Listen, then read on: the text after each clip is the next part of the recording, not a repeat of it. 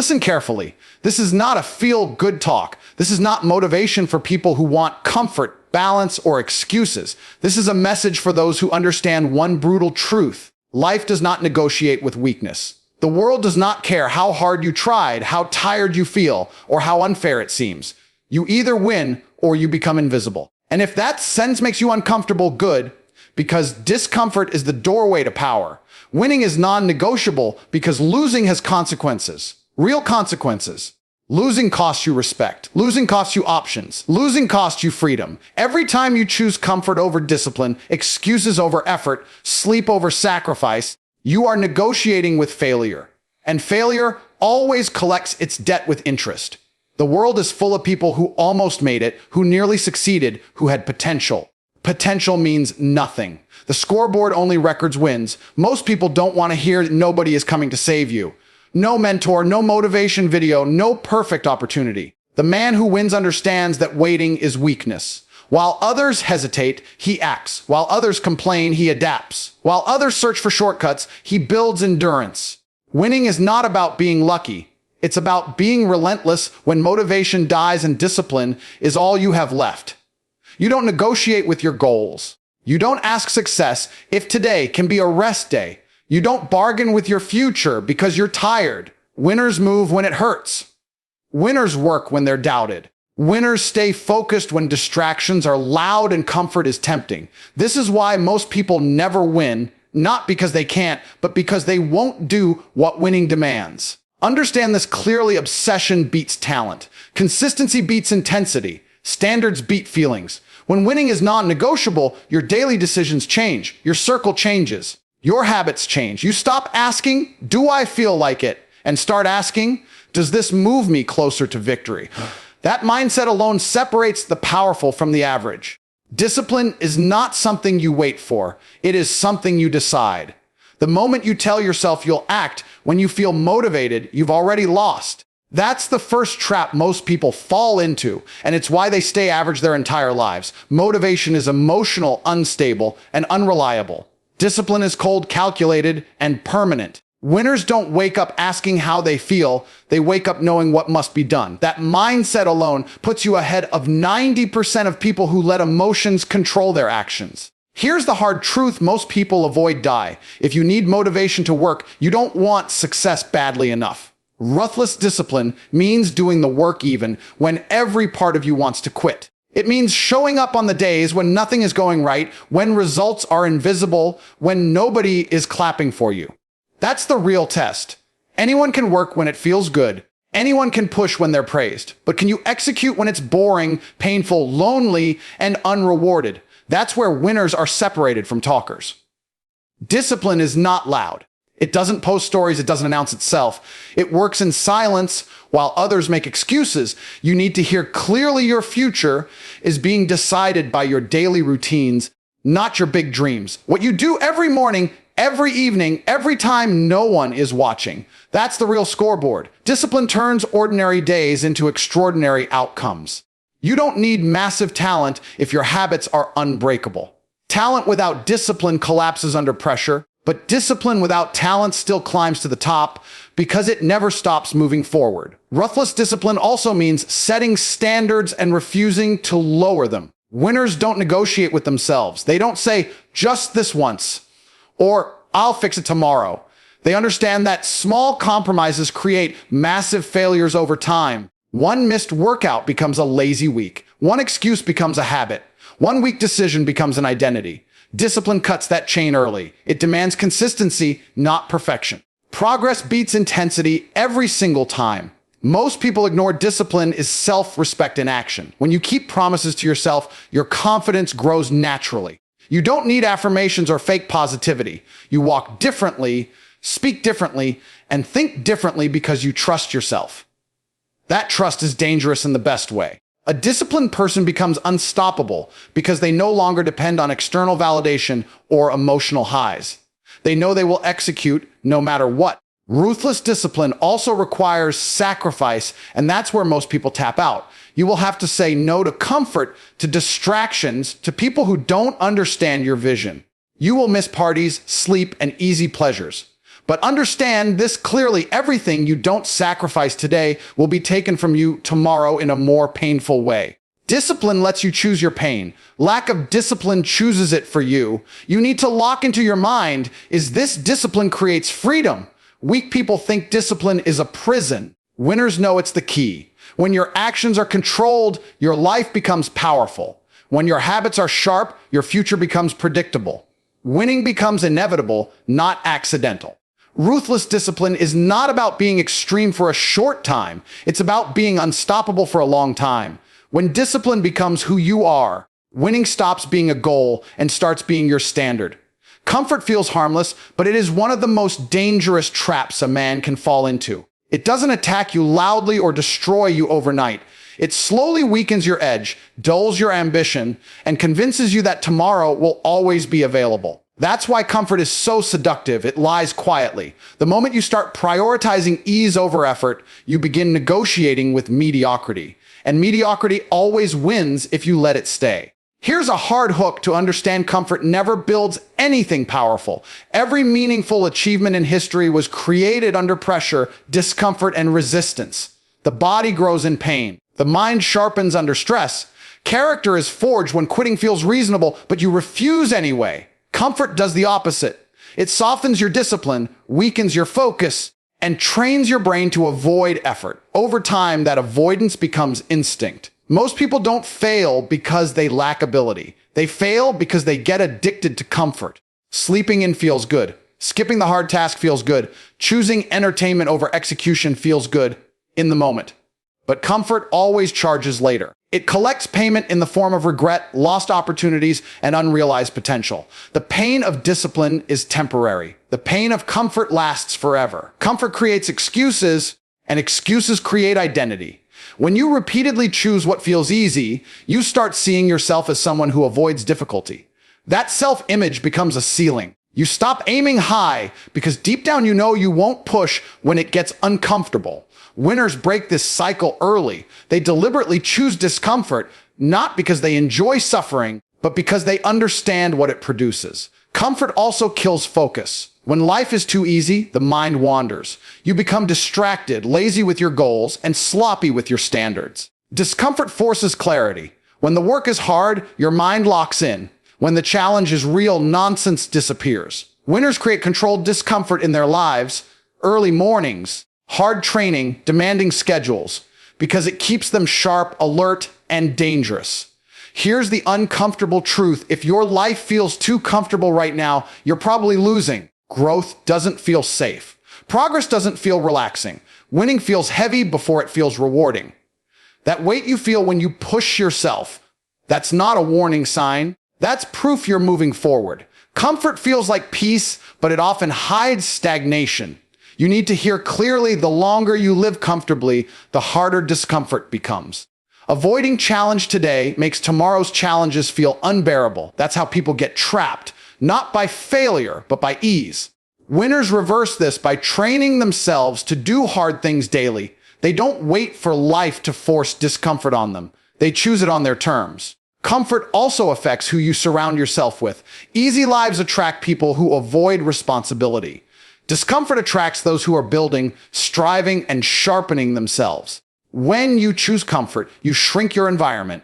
When you choose challenge, your world expands. Winners understand that who you become is shaped by what you repeatedly tolerate. Every time you choose the hard path, you strengthen your ability to win. Every time you resist comfort, you build a muscle that most people never develop. That muscle is resilience, and resilience turns obstacles into fuel. Comfort offers temporary relief. Discomfort builds permanent power. Excuses are rarely loud or dramatic. They don't announce themselves as failure. They sound reasonable, intelligent, even justified.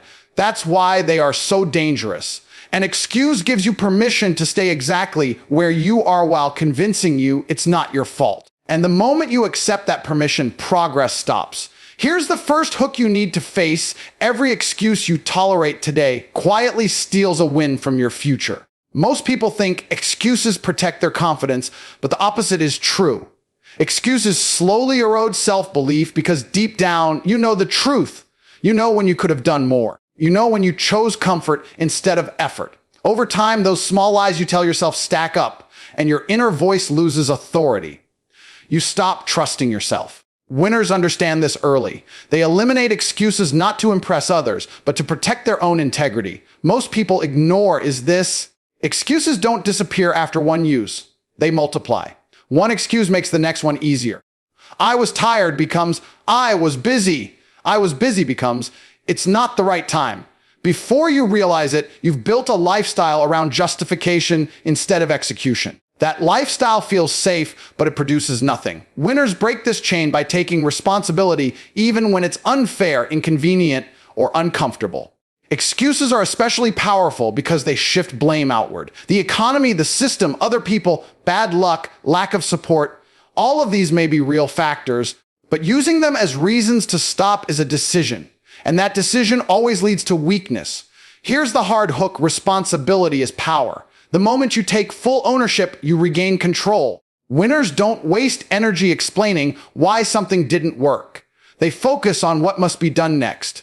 There's also a hidden cost to excuses that most people never calculate. Every excuse delays momentum. Momentum is fragile in the early stages of growth. It needs consistency, repetition, and follow through. Excuses interrupt that rhythm, and once momentum is broken, restarting feels twice as hard. Winners protect momentum aggressively. They understand that showing up imperfectly is always better than not showing up at all. You need to internalize. Excuses make losing feel acceptable. That's their most destructive effect. When losing feels acceptable, urgency disappears. Standards drop. Effort becomes optional. And once effort becomes optional, winning becomes impossible. Winners refuse to normalize loss. They don't romanticize struggle or complain about difficulty. They treat every setback as feedback, not a justification to slow down. Excuses also shape how others perceive you, even if you think no one notices. People may nod, agree, and sympathize, but respect is quietly withdrawn. Reliability is built by action, not explanation. Winners speak less and deliver more. They let results answer questions that excuses never can. Removing excuses is uncomfortable because it removes your safety net. There's no one left to blame, no story to hide behind, just you and the outcome. But that discomfort is exactly where growth accelerates. When excuses die, discipline strengthens. When discipline strengthens, consistency becomes automatic. And when consistency becomes automatic, winning stops being a hope and starts becoming a pattern. Most people waste their lives chasing validation instead of progress. They want likes before results, applause before mastery, attention before competence. That hunger for approval is a silent weakness because it shifts your focus outward where you have no control. Here's the first hook you need to hear clearly if you need recognition to stay consistent. You will never become great. Validation is temporary, unreliable, and addictive. Improvement is permanent. Winners understand something the average person never learns. Real progress happens when nobody is watching. The strongest moves are made in silence. While others are busy announcing plans, winners are building skills. While others argue online, winners are sharpening their edge. Validation feels good, but it does nothing to increase your value. Improvement increases your value even if no one notices at first. Most people ignore is this: chasing validation makes you weak to criticism. When your confidence depends on approval, one negative comment can derail your momentum. You hesitate. You overthink. You start adjusting your actions to please people who don't control your future. Winners are immune to this because their confidence comes from competence. They know what they've built. They know what they can do. Opinions become noise. Obsessing over improvement forces honesty. You can't fake progress. You can't lie to the mirror when skills are lacking and results are missing. Improvement demands brutal self-assessment. It requires admitting where you're weak, where you're slow, where you're undisciplined. Most people avoid this because it hurts their ego. Winners lean into it because they care more about growth than comfort. Attention is rented, skill is owned. Social approval can disappear overnight. Algorithms change, people forget. Trends die, but skills compound, knowledge stacks, discipline deepens. When you focus on improvement, you're building assets that can't be taken from you. That's real security. Validation also creates impatience. When you're focused on being seen, you want fast results and quick praise. Improvement requires time, repetition, and patience. It's slow. It's often boring. It doesn't reward you immediately. That's why most people quit early. Winners don't rush the process, they trust it. They know that mastery is earned through thousands of unglamorous repetitions. Another hook you needed to hear: the most dangerous person in the room is the one improving quietly. No noise, no ego, no announcements, just steady, relentless progress. That person eventually shows up with undeniable results while everyone else is still talking. Winners aim to become undeniable, not popular. When you obsess over improvement, your standards rise automatically. You stop asking if something looks impressive and start asking if it actually works. You stop caring about being perceived as successful and focus on becoming effective. That shift changes everything. Your work gets cleaner. Your thinking gets sharper. Your execution gets faster. Validation also keeps you trapped in comparison. You measure your worth against others instead of against your own potential. Improvement breaks that habit. The only competition becomes who you were yesterday. That mindset creates momentum because progress is always available if effort is applied. Nobody applauds practice, but everyone respects mastery. The work you do in silence becomes visible later through results. And results speak a language validation never can. They command respect without asking for it. When improvement becomes the obsession, confidence stops being something you talk about and starts being something you carry. You don't need to convince anyone. Your presence changes. Your decisions get bolder. Your standards become non-negotiable. That's the difference between someone who wants attention and someone who is becoming powerful. Pressure is not a sign that something is wrong with your life. Pressure is proof that your life is expanding beyond weakness. Most people misunderstand this and run the moment pressure appears. They see stress, criticism, responsibility, and expectations as threats. Winners see them as confirmation. Here's the first hook you need to accept: if there is no pressure on you, there is no demand for greatness from you either. Power attracts pressure the same way height attracts wind. The higher you rise, the stronger the resistance becomes. That resistance is not meant to stop you, it is meant to measure you. Pressure reveals who is serious and who is only pretending. Anyone can feel confident when nothing is at stake. Pressure exposes character when failure has consequences and success requires sacrifice. Most people crack under pressure because they never trained for it. They lived soft, avoided responsibility, and chased comfort. So when life finally demands performance, they panic. Winners prepare differently. They deliberately put weight on themselves early. They take responsibility when it's heavy. They accept expectations when it's uncomfortable. They build the capacity to carry pressure before it becomes unavoidable. Most people never hear pressure sharpens focus. When the stakes are real, distractions disappear. Nonsense fades. Excuses lose their power. Pressure forces clarity. It demands priorities. It tells you what matters and what doesn't. That's why winners don't complain about pressure. They use it to eliminate weakness. Criticism is another form of pressure, and most people collapse under it. They take opinions personally, internalize doubt, and start shrinking themselves to feel safe. Winners do the opposite. They understand that criticism increases as relevance increases.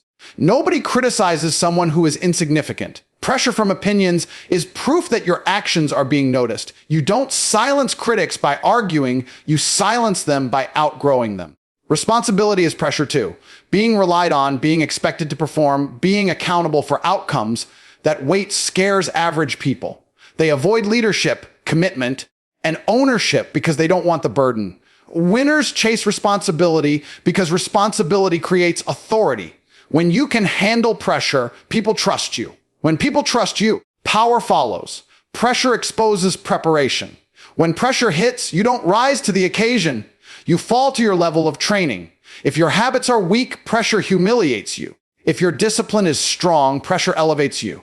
That's why winners build systems, routines, and standards long before the moment demands them. Pressure also removes illusions. Under pressure, talent without discipline collapses. Confidence without competence disappears. Talk without action gets exposed. Pressure is honest. It doesn't care about excuses or intentions. It only responds to ability and execution. Winners respect this because it keeps them real and grounded. Most people wait until pressure forces growth. Winners grow before pressure becomes life or death. They train their minds to stay calm under stress. They condition themselves to think clearly when emotions rise. They learn to perform when tired, doubted, and watched. That's where true power is built. Pressure is the price you pay for a meaningful life. A life without pressure is a life without impact. If you want influence, freedom, and respect, pressure comes with it. There is no high-level life that is light. The weight you carry today is shaping the strength you'll rely on tomorrow. When you stop fearing pressure, you stop being controlled by it. You stop reacting emotionally and start responding strategically. Pressure becomes fuel instead of fear. And the people who learn to function at that level become rare. Rare people don't compete with the average. They operate above them. Pressure doesn't crush winners. It reveals them. Relentless action is the line that separates intention from achievement. Everyone has plans. Everyone has ideas. Everyone can talk about what they want to become. Very few people move. That gap between knowing and doing is where most lives collapse into average. Here's the first hook you need to understand clearly. Thinking feels productive, but only action changes your position. Most people wait for clarity before they move, not realizing that clarity comes from movement. Action creates feedback. Feedback creates adjustment. Adjustment creates progress. Winners don't wait until they feel confident. They build confidence by executing. They understand that imperfect action today beats perfect planning tomorrow. Momentum is born the moment you take the first step, not when you feel ready. Most people ignore is this speed matters. Hesitation kills opportunity. The world rewards those who move quickly, adapt fast, and learn on the run. While others overthink, winners execute. While others analyze, winners accumulate experience. Experience compounds faster than knowledge because it forces decision-making under real conditions. Relentless action keeps you ahead of doubt.